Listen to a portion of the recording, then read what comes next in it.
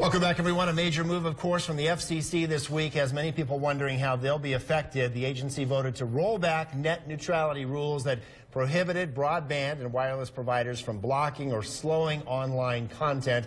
And Dr. Dave Crosdale is an associate professor of information systems up at UNR. Thanks for coming in on this Friday afternoon to talk more about this.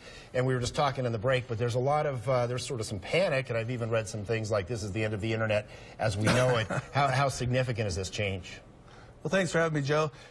You know, it's to be determined what's going to happen down the road. And for the average person, at least in the short term, we won't see a lot of change. You might pay a little bit more if you're a power user.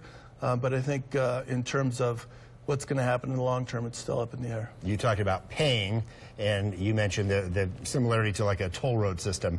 This internet superhighway has been free for most people for the most part. Yeah, we talk about the internet being the information superhighway, and no matter what car you're driving, what your payload is, everybody's treated exactly the same, and that's been sort of the great beauty, and that's what the founders of the internet had designed back in the 60s. It was this great communication collaboration tool that allowed anybody to do anything, and so it's been a great tool for us for the last 50 years, and it's been a marvelous thing that's changed the way that we communicate, collaborate, educate ourselves, entertain ourselves, do business. But I think that some of that might change based on what the resources are, and as you said, we'll start to create toll roads on those superhighways. Is that part of the motivation here with the FCC that this can be a moneymaker? This is a revenue source? I certainly think that's part of it. I think there's a bit of a money grab going on there from a business perspective. You know, you invest in the infrastructure, you want to be able to extract some value out of that, extract the rents from that. So we'll see.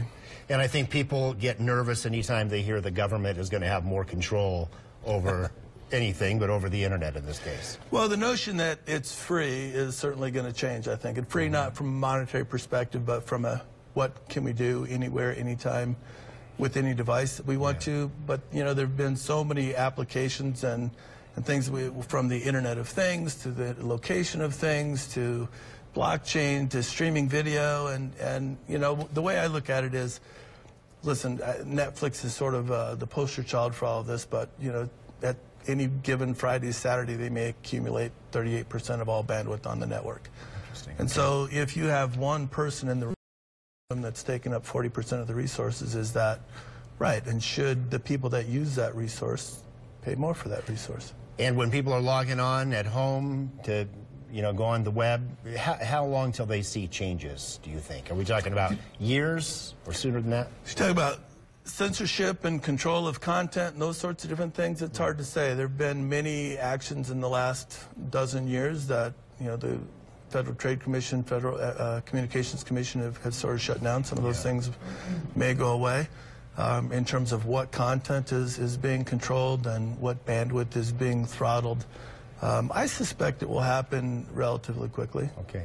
All right. Dr. Dave Crosdale, thanks for coming in from UNR, talking to us about it. Good to talk to you, and thanks for sharing your insight. Thanks, Joe. All right. Good to see you.